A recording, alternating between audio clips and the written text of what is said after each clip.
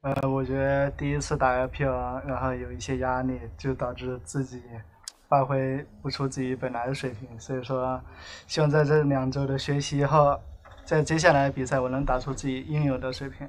我觉得我们俱乐部现在选手之间氛围都很好，大家都易于交流，所以就希望大家能保持正常水平，就很容易赢得比赛胜利。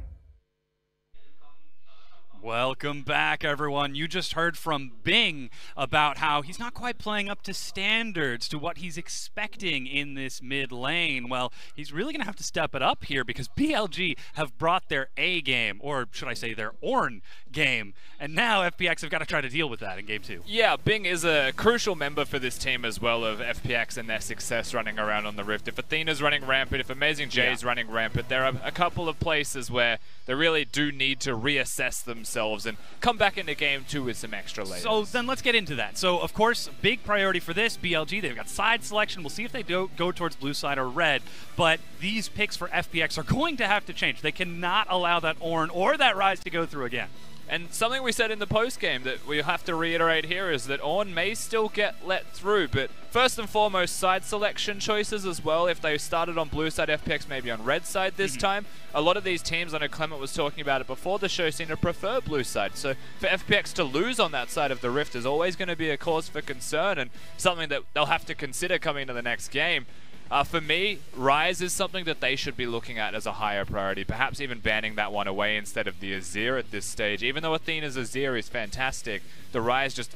it unlocked too much. It creates such a scary thing when you've got Ryze teleporting or Sand Soldiers erupting over the wall, not to mention the Ornn Horn. And most importantly, the Ryze is tanky. Yes. He can build an Abyssal Mask, and he's never going to die in his lane, especially against a Galio. They're just going to be two tanks butting heads and equalized amounts of pressure. The difference was wholly made through that top lane, but it was all compliments of the jungler in the mid lane that allowed that to happen. Yeah, and though we did see some impressive play from Athena, SKS very early on put a lot of pressure onto Pepper, invaded his jungle multiple times on that Kha'Zix. And I remember before the game, I actually asked you, was SKS the guy who had that super crazy aggressive Rengar game that one time? And you were like, yeah, I think so. Now I have no question.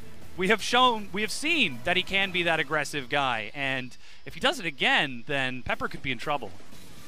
SKS is the, he's the stalker, you know, he's the cookie jar of the junglers, he's the sometimes food. And when he does show up like that, when he does get the chance to be aggressive, you see delightful things coming out of him. And in the second game, it's important that the jungler steps up from FPX to counter that fact, because SKS doesn't really change his style. Well, we'll have to find out if that will be the case. Our casters are ready to get us into game. Let's hear from Fish and Clement.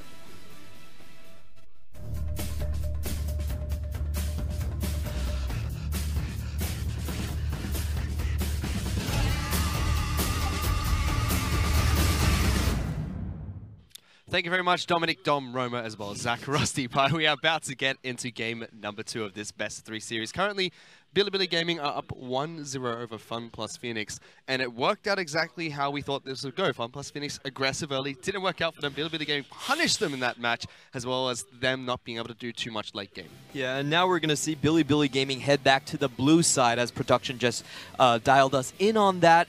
So we're looking at a lot of ban pick problems coming out from FPX. FPX still haven't found a win yet on their red side. What they like to do is they like to counter pick for the Goon. Now Gimgoon has played 8 champions top lane, has tried to counter in terms of the Ornn, try to find counters in terms of the Gangplank, and he's picked things like the Urgot and the Kled, but none have worked so far. So I'm wondering if that's still going to be the same strategy coming out from FPX, or are they going to give that counter pick to someone else? We'll keep tabs to see how FunPlus Phoenix decide to draft against Bilibili Gaming. Again, one thing that we have to mention, Clement, is FPX are a team that like to play aggressive early into the match. We saw Pepper try to be aggressive on the Lee Sin, but he was punished heavily by SKS, who we have had our doubts and concerns about, especially around his champion pool. Picked up the Kha'Zix this game, looked absolutely fine. Yeah, and I have to say, I feel like that was a good read from SKS, but also a bit of a fail on Pepper's part. If you want to do a level 2 gank, you do it immediately. You don't take your Raptors, so the enemy jungler is now level 3 and comes back to haunt you. We really didn't get to see FPX play their composition out, which was collapse on the invade, because Lee Sin was so far behind.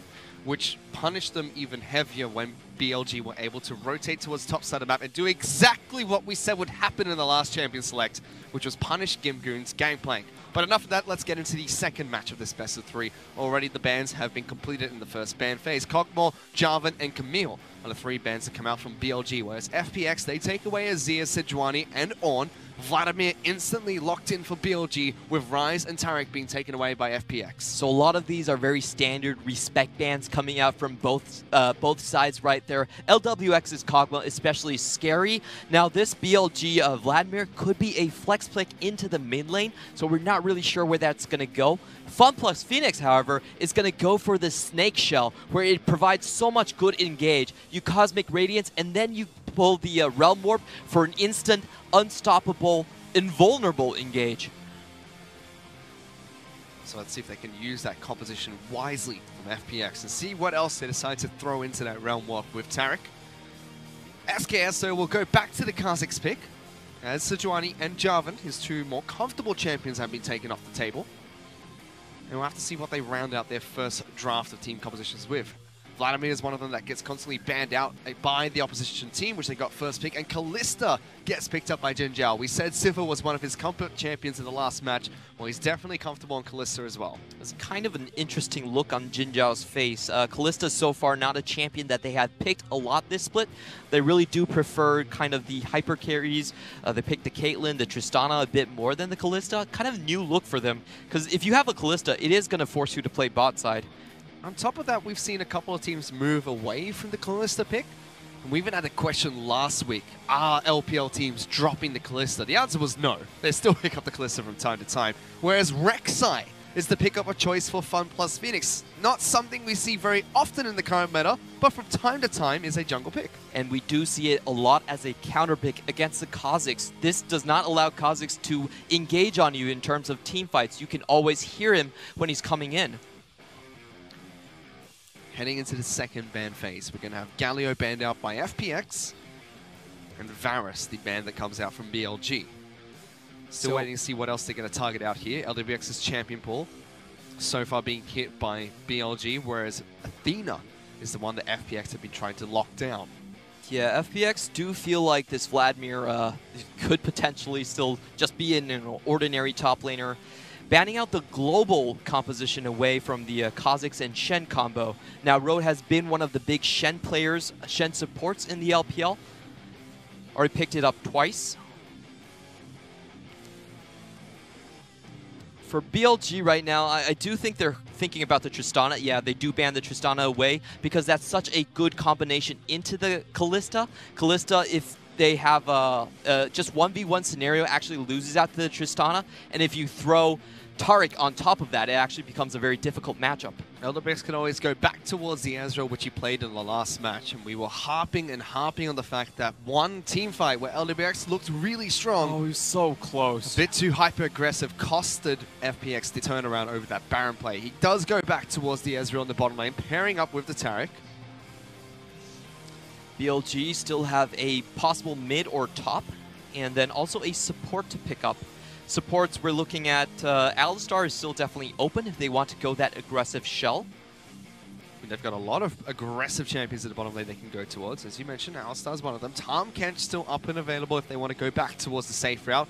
But you're right with your first choice there, Clement. Alistar, the lock-in for Road in the bottom lane. LPL definitely loves their Alistar ever since Ming started to use that unsealed spellbook. Very popular pick, can play defensive and aggressive at the same time. To be fair, when does the LPL not love their Alistar, Clement? Ever since Mata was around, Ming was around, there's been a lot of good Alistar players. Oh, this is a first for Athena. Is Athena going to answer your question, Clement? Does he play the Zoe? Athena plays Zoe? And the answer is yes. Athena does play Zoe, and he's going to lock it in for game number 2. How often do you see that? A last pick blue side Zoe. Going for the Kled against the Vladimir. We've seen Gimgoon do this into this exact matchup. Did not work out for him on the first time. I'm a great Kled player myself. I wouldn't say great. That is a lie. I'm a main, Kled main myself. I've played with your Kled. Oh, come on. I started the game 10-0-0, man. And then what happened? And then you charged into the team. Well, alone. Well, without the rest of our team. If you guys had more kills, it would have worked. That's all I'm going to leave it at. But Gimgoon does pick up one of your signature champions, Clement, of the Kled in the top lane. As you mentioned, we've seen this into the Vlad. Is this going to be another Spellbook against Spellbook matchup? Well, last time I'm not sure he actually brought the Spellbook. There's a couple of masteries we've seen being built on Kled. We've seen the Airy being built in Korean Challenger, and also LPL from NA brought the Grasp of the Undying. What I think is most important for this matchup, personally, I do believe celerity is really the key there. You want to be able to walk the Vladimir down every time he goes past the halfway mark in the top lane. Definitely in a 1v1 scenario, it's a very good matchup for the Kled, but the reason it failed last time for Gimgoon is because Pepper fell so far behind. Oh no. Not those signs again. AmazingJ. There's quite a few fans here in the audience today, Clement, and they all love to bring plenty of memes and signs for him. Very popular personality here in the LPL. That confidence does do it for you. When we get into this second match, we'll be able to talk about that top lane matchup a little bit more, especially since you have a lot of experience in the champion that Gimgoon's picked up today, the Kled. But top lane's one of those lanes, Clement, that we haven't seen, you know, a particular keystone mastery make its home on the top side of the map. We see Comment coming out from Camille, then we see a lot of unsealed spellbooks from all the way from Kled to Vladimir. Yeah, a lot of the others trees have been kind of neglected. Domination, nobody really takes that top lane. And also, in terms of the Resolve tree, there isn't really a good mastery you would want to take there. So it really comes down to either Inspiration or Sorcery, which are the two most common ones we see.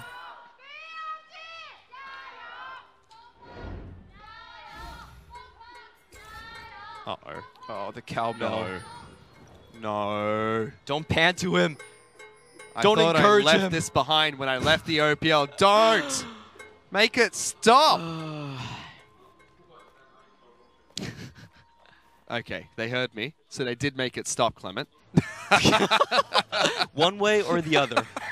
It's a good thing that you can't hear the cowbell during pauses. Thank goodness. That was an old. There was an old bug where you used to be able to hear the last audio cue in the game when you went into a pause. That used to be frustrating. Thank goodness yeah, that's been I remember fixed. the Corky helicopter for the entire game. That was pretty nice. You know, let's not jinx it, because I don't want cowbells to be sounding throughout my ear, because I know that they will make it play.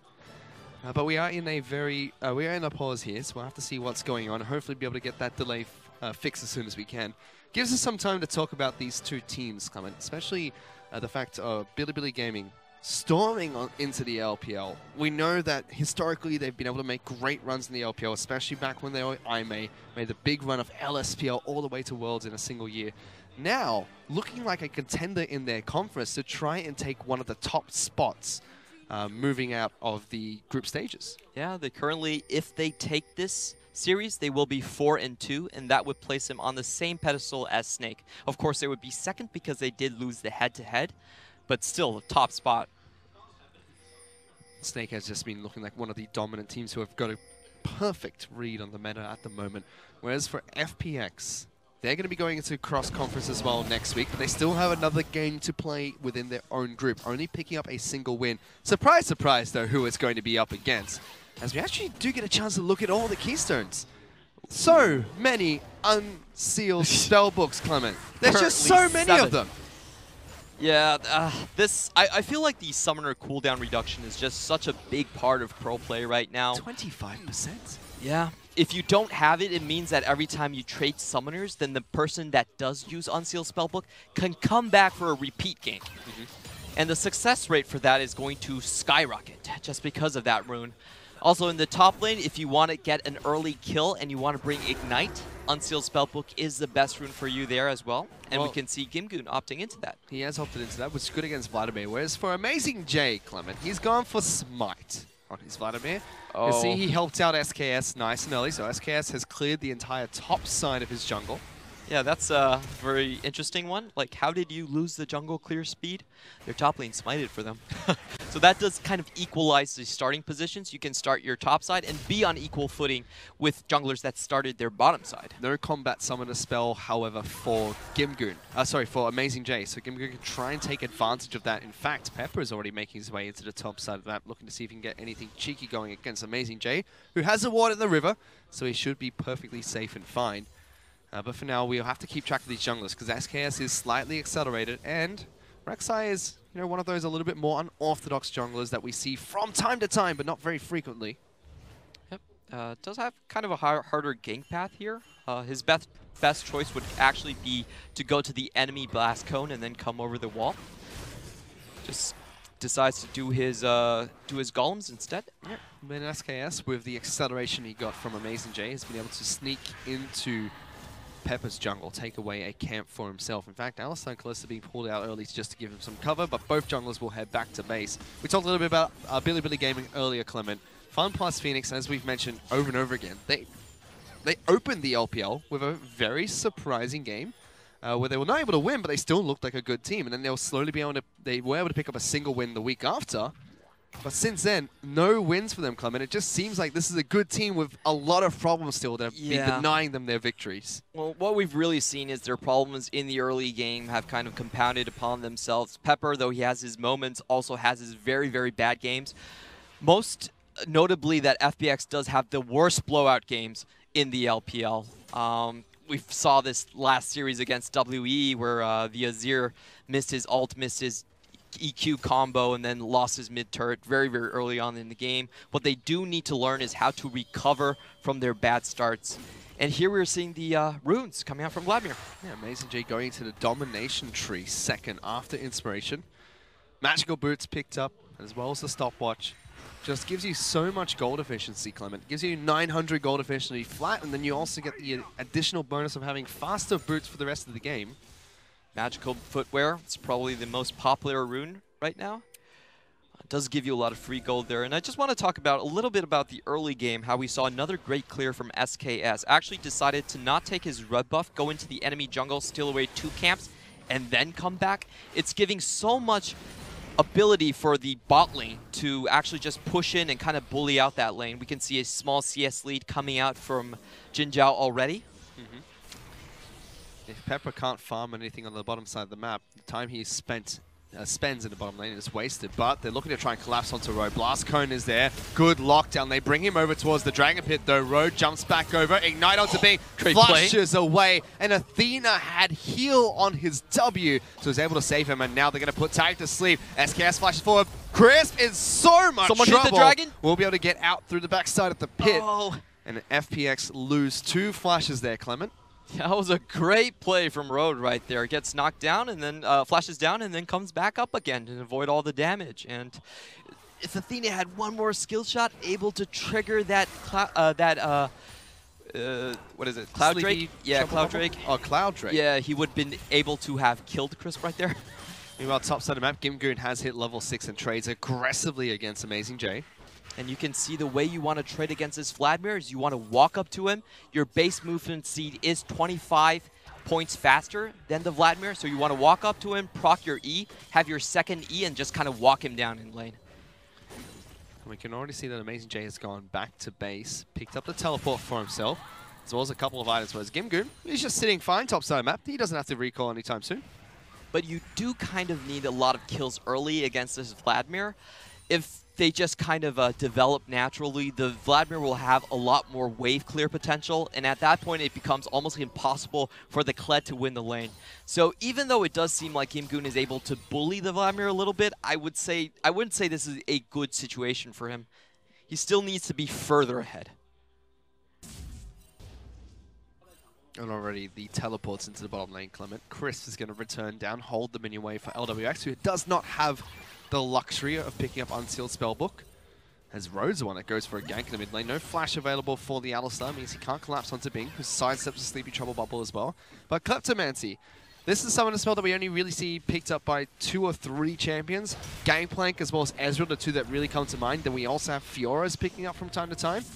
But it's kind of a necessity on those champions who can just accelerate the amount of gold they pick up so much during the laning phase. Yeah, and we do have a nerf for Kleptomancy coming out in 8.2.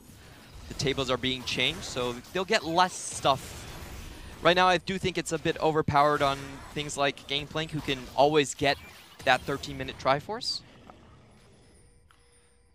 But still an 8.1, so a very powerful summon as well. We'll have to see how it affects competitive play when we do move over to patch 8.2. Yeah, I can't wait to explain why Nunu is permabanned. Oh no, let's not go into that until we have to go into that. Okay. We'll leave that for Let's next keep that week. in the cage for a while. No, we don't have to deal with Nunu just yet. Whereas Athena still picking up weird items in the mid lane. Hextech GLP gets picked up for himself. Misses that minion, so won't get another one on her W. But still harassing away at Bing. Not going to be able to land that Paddle Star. They are running the all-star combination between Fofo and Karsa, the Zoe and Kalista combo. Unfortunately for them, they still haven't been able to find an opening into the enemy jungle. And I actually think Rek'Sai can avoid most of the Sleepy Trouble bubbles just with his sonar. Her sonar, excuse me. And again, we touched on this in Champion Select. Athena picking up the Zoe, a champion that we didn't expect either Bing nor Athena to pick up in this match because neither of them have really played it yet.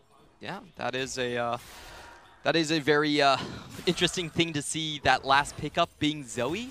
And I think it's important because in 8.2, her win rate actually skyrockets even more. Now with the minion aggro being on for targeted abilities, we see Zoe has an even easier time in lane.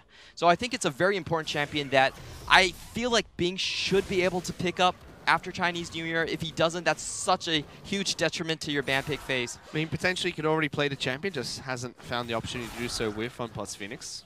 Well, we'll have to see if they do pick it up later on the season. For now, in this match for BLG, they have got the Zoe, so massive pick potential. Bing does get his champion, does get a chance to play Ryze in this match, which we saw Athena play to good success in the last match for BLG. And BLG really playing off their bot lane super well here. We could see SKS. This is the second time he invaded into the enemy jungle, set up so much vision in that quadrant. And could BLG get their first streak of the LPL? Potentially. We'll have to keep track of that. Let's see if SKS does it.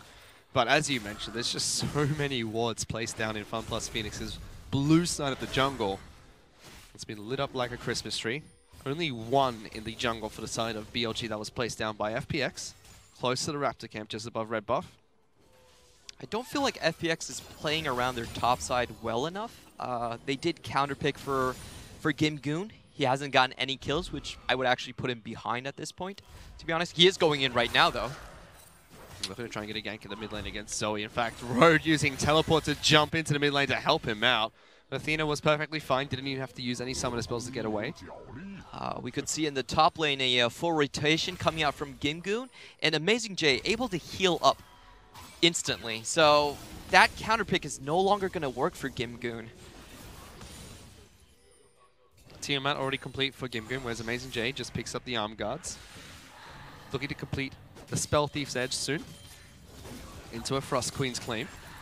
It's a bad spot for the Kled because he can't force the Vladimir out of lane with just his violent tendency 4 shots.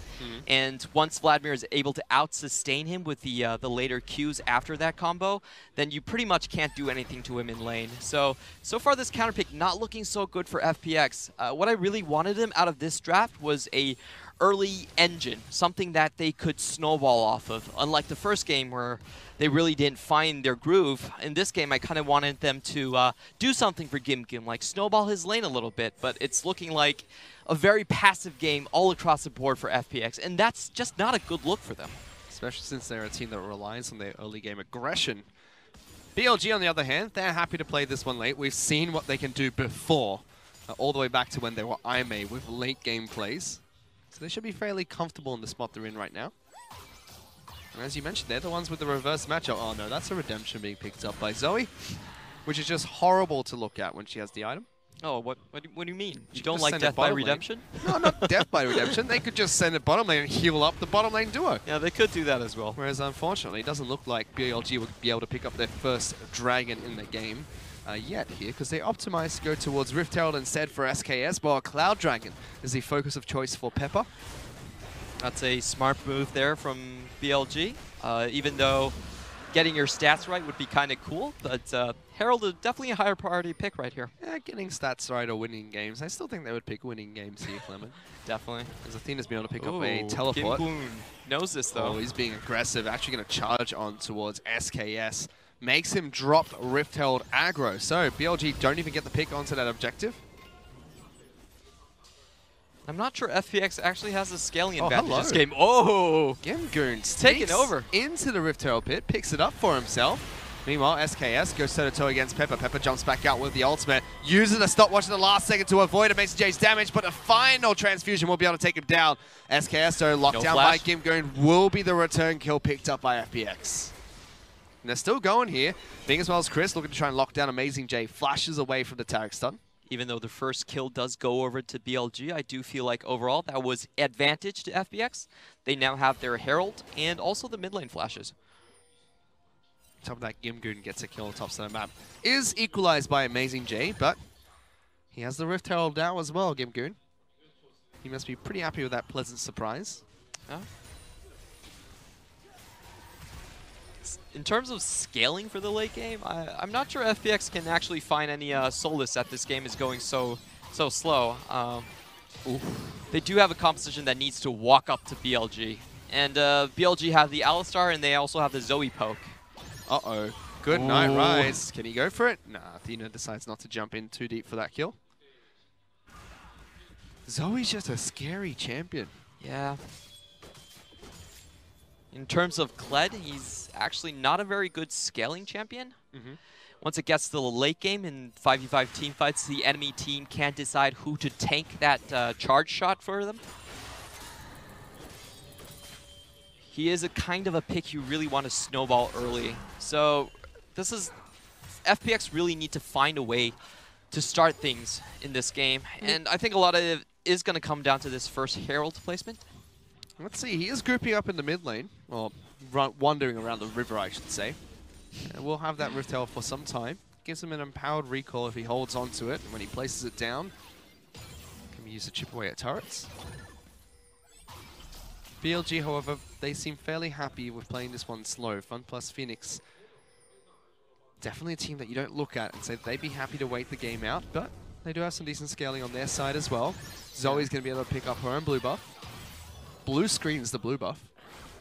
I just feel like the only way FPX actually kind of wins this game late is if they can sync up the Realm Warp into Cosmic Radiance combo and also layer that with Gimgoon's charge. If they can get that engage off, then maybe, but just as a team that kind of walks at their enemies, you're running into an Alistar, a Vladimir, a Kha'Zix with Evolved W, a Zoe, looks really, really hard for them. And they're also not getting much luck from the Drakes. FPX would like to start a fight, but these Drakes are pretty forgettable for BLG. They could just elect to... However, they have found Jinjiao here, getting good damage from Pepper. Didn't flash away from the knockup in time. Pops his own ultimate, uses a stopwatch as the rest of Bilibili Gaming watch helplessly as the AD carry gets taken down. Good damage coming out right there. Able to take the catch. And Gimgoon going aggressive as soon as he sees SKS on the bot side.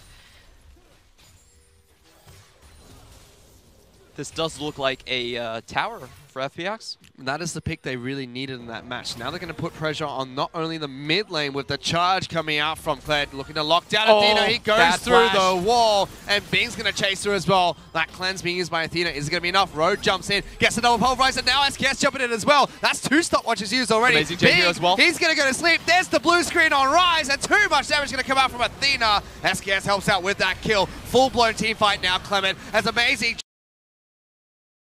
Massive 4-man knockup, turns around the fight, another stopwatch being used as Gimgoon's going to be the next one to fall, gets back on top of Kled, another stopwatch on top of that as Athena goes golden once more, knocked back by Road, and Jinjiao gets that kill. BLG turn around the team fight. And this is, again, FPX, I feel like they're trying to do too much at the same time. So their bottom lane, 3 people were trying to take down the tower, while 2 people were trying to start the fight.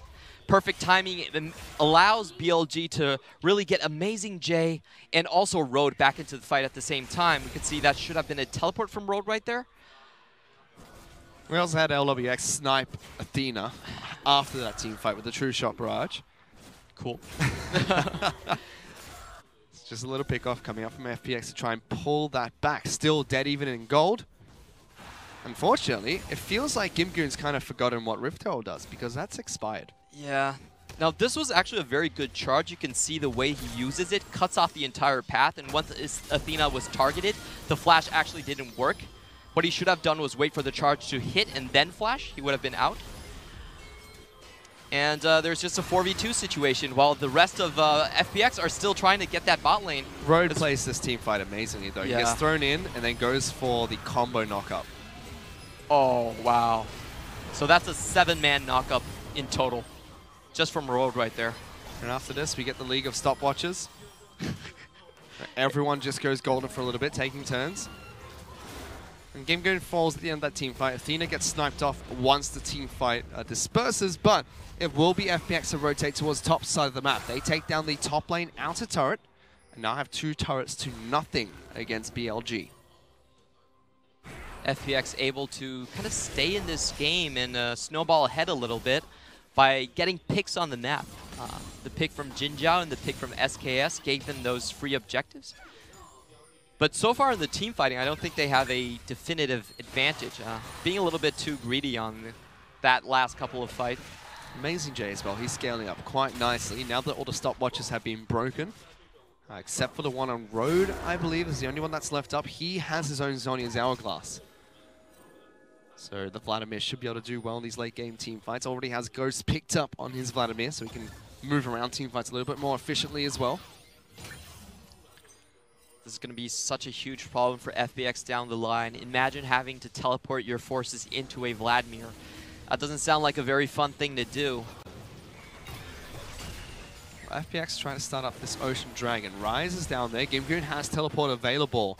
FPX could look to start this fight. This would be one of their best chances. BLG don't have vision over towards the Dragon. It gets taken away by Pepper. However, Ryze gets put to sleep, and the Paddle Star comes through, but Road, he breaks the sleep early, doesn't get the additional damage. Meanwhile, still trying to put out that crowd control. Ultimate comes out from Taric. Chris in some trouble, as once again Athena's going to try and jump back in. AmazingJ with a great ultimate backlines. Road jumps in and just pulverizes the ground, knocking everyone up, and it's only going to be the jungler left up. Double kill picked up by SKS. Chris and Bing barely escaped that team fight. Oh man, FPX must have felt so bad. He ulted, wasn't able to get on the Realm Warp, and his team was just like, bye-bye. Instantly going for the Baron call from BLG. So FPX, that was a good opportunity for them to fight, but unfortunately their team was completely cut off in different positions. You could see that FPX were trying to draw BLG to the high ground and allow Pepper to escape. BLG was having none of that. And immediately, the massive swing coming out there. Smite was picked up by Athena after it was used by SKS, allowing them to get that double smite off. Here's the team fight again. Yeah, and this team fight was really about the positioning from BLG right here. They had like the middle ground, and they were able to cut FPX kind of in half. Backs out with the Cosmic Radiance. Great move right there. AmazingJ flashes in 4-man ultimate, and then we could see the FPX call to retreat. Pepper, unfortunately, kind of left out. Does get 3 people out of that team fight. However, BLG swing that small team fight over Dragon into a Baron play, picking up a 1,000 gold lead for themselves, and they still have 3 minutes of the buff to work with. I just wonder if FPX were able to hold their ground and just like move to the left side of the fight so they could have Gimgoon and Pepper with them as a 5v5. I felt like that positioning would have been much more superior rather than having LWX up on side the ramp. Now, I know like LWX up on the ramp is a very safe position for him to dish out damage, but it really kind of left the left side to dry for FPX. Did not work out well for them. However, FPX still not out of this game, Comment. Despite staring across from a Baron buff, they still have all their outer turrets up and available. Athena is actually split pushing at the moment. He's moving in towards the top side of the map, looking to get some damage onto this top lane turret. No one really coming to stop him in time. They're just going to give this tower over. No, BLG do split push with Zoe, pick up a turret top side of the map. Meanwhile, we start being on the bottom lane, pushing in for that inner turret against BLG. But Baron buff is incredibly powerful this early in the game, allowing them to take down 2 outer turrets, propelling themselves to about 3,000 gold ahead. The gold is still dead even in terms of what items they have, though, because they have not gone back to shop just yet. FPX could look for a team fight. FPX really only have 1 shot at this. They need to sync up their ultimates very well for this team fight to work. Well, I feel like BLG is just going to force them into a team fighting position. Athena picks up a teleport and just rejoins the rest of the team in the mid lane, looking for trouble bubbles, looking for paddle stars. But it's going to be BLG that slowly chip away at this inner turret and take it down, increasing their advantage. They're going to continue pushing through here, Clement. FPX are going to be forced to fight sometime soon. They don't want this inhibitor going down so early in the game. They're trying. LDRX tries to trim out the wave, but there's still a big cannon minion there as Pepper just gets chunked out below half health by one paddle star from Athena, playing very aggressive, very forward on the Zoe. This is the wave they should probably go in now. But they can't jump in just yet. Gimgoon's waiting for a Chris, tries to throw out the Dazzle, doesn't stun anyone from the side of BLG. Turret falls, and now Inhibitor is bare to be taken by BLG if they push in. Here they come. Gimgoon's going to charge in. Road blocks it, standing in front. Now at half health, AmazingJ, however, forced to flash back out. Road jumps back in with the ultimate available for himself. Pops it a little bit too late, and Pepper jumps in. Gimgoon looking to try and dive into the backlines, but Athena gets the first kill in that team fight. Invulnerability is going to wear off, and Gimgoon gets the spout off for Kled. Trying to run back in. Big pulverize coming out from Road, and they try to escape through Ryze, but that's a flash forward of Jinjiao. Double kill gets picked up by Jinjiao to continue chasing forward. Athena flashing on top. SKS gets the next one, and BLG storm into the base. That could be it, Clement. Teleport coming in also. I feel like FPX kind of messed up their engage a little bit. Like we said before, Road was willing to block that ultimate from the Kled. That's why Kled is not a very good scaling teamfight champion. And the rest of it, I felt like the Realm Warp was kind of a missed opportunity. Didn't send people back, actually held on to that to escape a losing teamfight. The low health bars from BLG forced them away from the Nexus. They do, however, get the inhibitor as well as a single Nexus turret. And FPX, they try to put up a last stand, but it does not work out against BLG. What FPX should have done was they should have layered their ultimates, the Realm Warp and the Cosmic Radiance straight into the backline. And that's an Ocean Drake. Great. And that's Baron Pit. And that was our team fight. Great team fight from both Ocean and Baron, who were absent the entire time. However, Gimgoon returns into the bottom lane, trying to clear out this wave that has been set up by BLG. Yeah, so just to wrap up that team fight, even though we didn't get to see it, what should have happened was the Cosmic Radiance should have been on Pepper when he went in, and the Realm Warp should have been there too, so they could instantly target out the backline of Zoe and Kalista. That unfortunately did not happen. They held on to those ultimates. Pepper did not get the Cosmic Radiance, dies on his first wave in, and I just felt like this missed coordination there. We can see that again. This is after Gimgoon's ultimate was already used. There's a lot of low players here on Road, on Bilibili. Goes in, you can see Cosmic Radiance not on Pepper. He dies instantly when he goes in.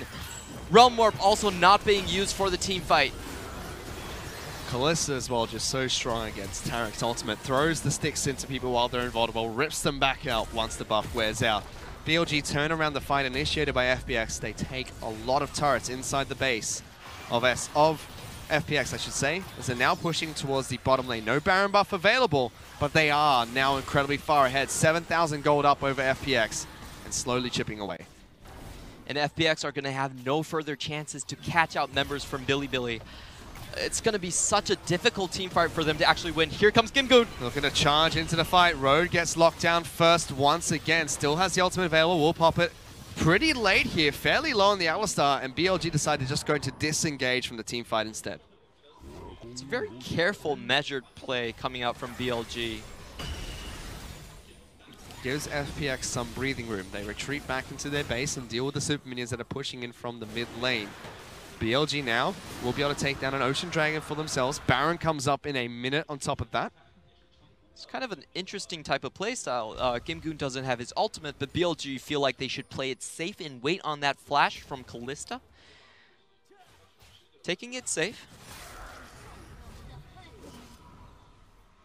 They don't really have anything to kind of, like, FPX is not going to scale better than them at any point in the game. So, you know, I think it's an okay move to do for BLG. They're fairly comfortable with the gold lead. They have 8,000 gold up over FPX.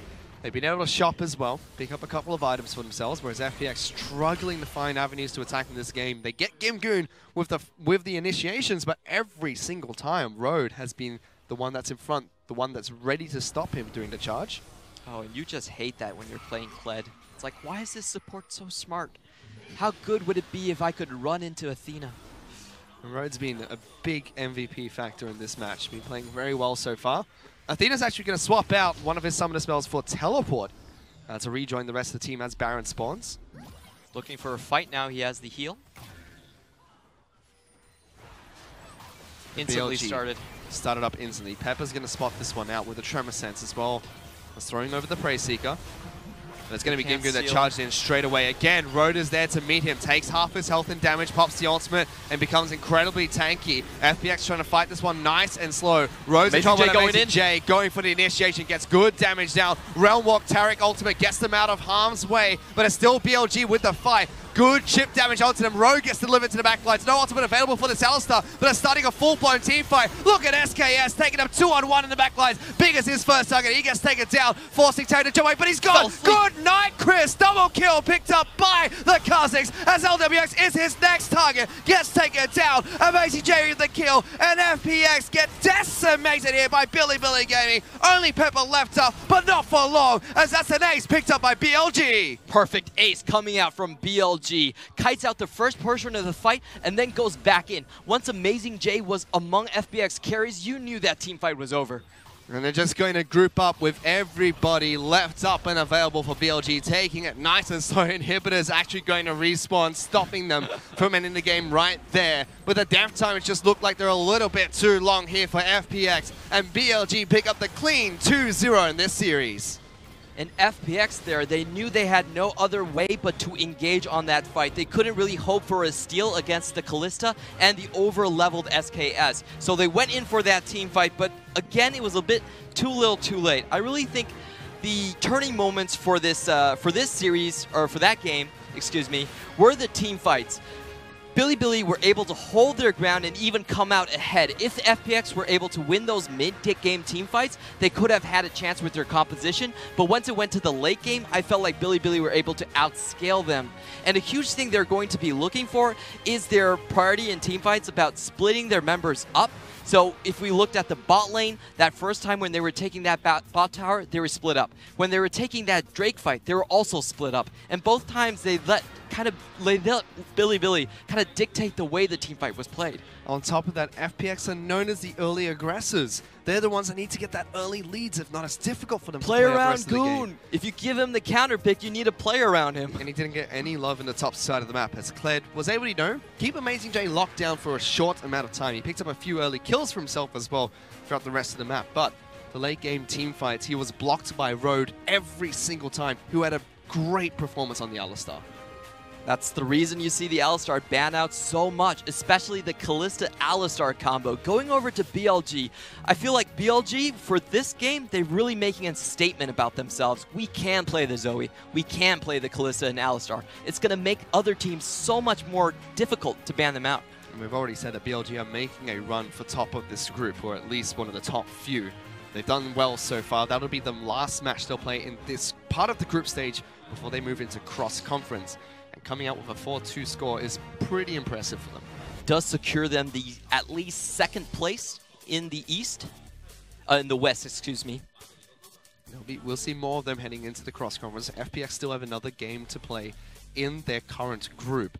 However, although they started strong in the LPL, recently they've been looking a little bit more lackluster, and almost as if they've been exposing their weaknesses from game to game. Yeah, we really don't see much out of them outside of Pepper having good early games. I think that's the main issue with them. Their late game team fights, while they have been good at times, have also been pretty poor other times, and they take these blowout losses early, like just the game one we saw today. Another huge mistake for Pepper. Pretty much game ends right there, and they haven't been able to play around their top lane either, so really lacking in depth for FPX. However, it was a big victory coming out from BLG there, picking up the 2-0 over FunPlus Phoenix. To break that series down a little bit more, let's send it back to the desk. Thank you so much, Matthew Fish Stewart and Clement Chu, ladies and gentlemen, on that cast. A very exciting matchup. Now that we know what those names stand for, Rusty, I got to ask you, What does BLG stand for? I can't remember if there's 1 or 2 Billies in it, but it's definitely got Billy there, and they did look like a good team regardless, BLG, in this set. They were able to play 2 different styles, and that's the best part for me. You know, game 1, they stomped the early game. A mistake from Pepper at level 2. The rest of the game was just run over by BLG. They got advantages. AmazingJ looked amazing. That still happened with AmazingJ looking amazing, but the way that they won in game number 2 was much more around the team fighting and playing better around 5v5 scenarios, and they did that in the mid game, not just the early game with a lead. Yeah, and it did look a little scary for FPX in the beginning because they were taking plays. They were finding picks, taking those early dragons and trying to move themselves around the map.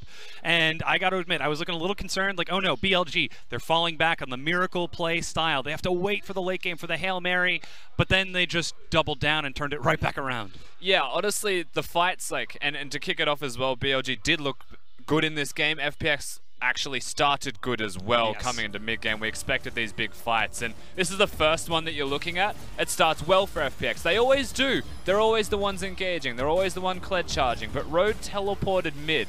He then gets the double headbutt.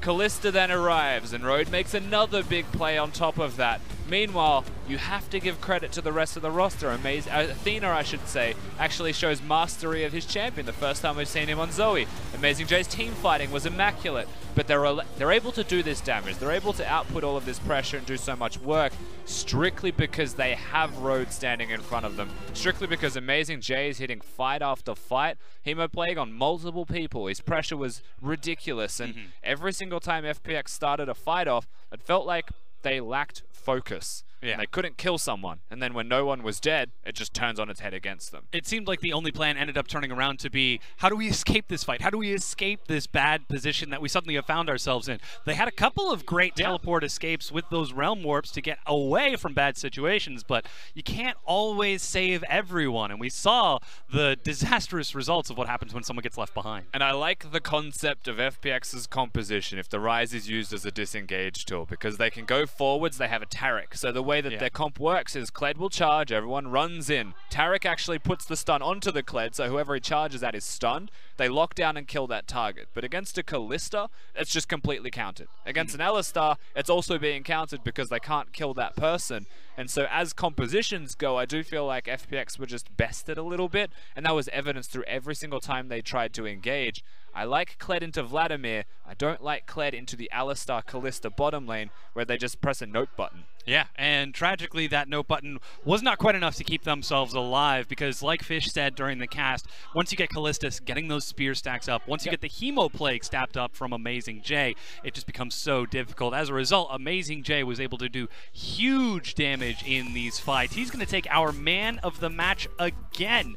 3-0-10. The guy is deathless today, Rusty. Yeah, absolute blinder of a series coming out of AmazingJ. Game 1 was a tank, so I'm not surprised that he didn't die when he was ahead there. But game number 2, playing the Vladimir, the amount of work he was doing in team fights was incredible. And it just shows that BLG, when they've got a performing top laner, they look so much better. Diversified styles, diversified ability to play team fights.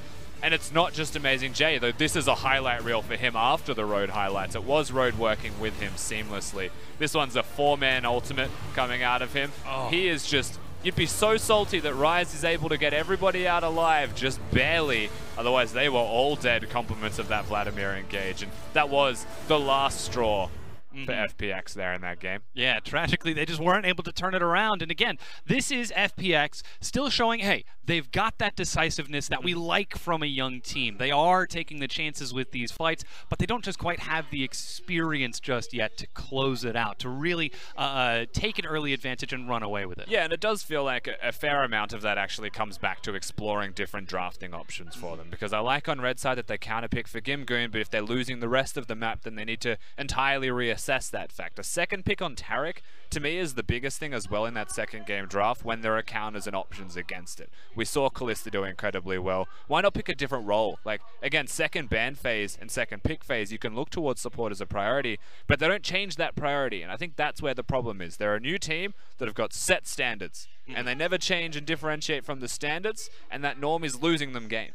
Well, we've already heard from them quite a bit that they are quite comfortable with the team's communication. They all seem to be friends with each other. So if anything, that should make it easier to learn new strategies. Yeah, it'll help. One would hope. It definitely would help. Coaches also have a big say in it. I don't know who drafts for the team of FPX on stage. Coach sometimes has a big input, sometimes has a small amount of input. Really depends on the coach. We know that BSYY has some very good strategies up his sleeve, but we don't know how much of a drafting influence he has. And the other thing past the drafting is in-game. Certain things that, like, you can communicate well, but when a team fight happens and chaos breaks out, it feels like the one thing they can do is say go, and then say no when they've made a mistake. They can't do the rest of the small talk in between that is usually assumed information when a team fight's happening. Well, perhaps they'll have to learn a little bit more from the communication of these more experienced teams, but I'd like to keep talking a little bit more about the pick and ban for FPX, because they were caught by an absolute left fielder today, something that was completely unexpected.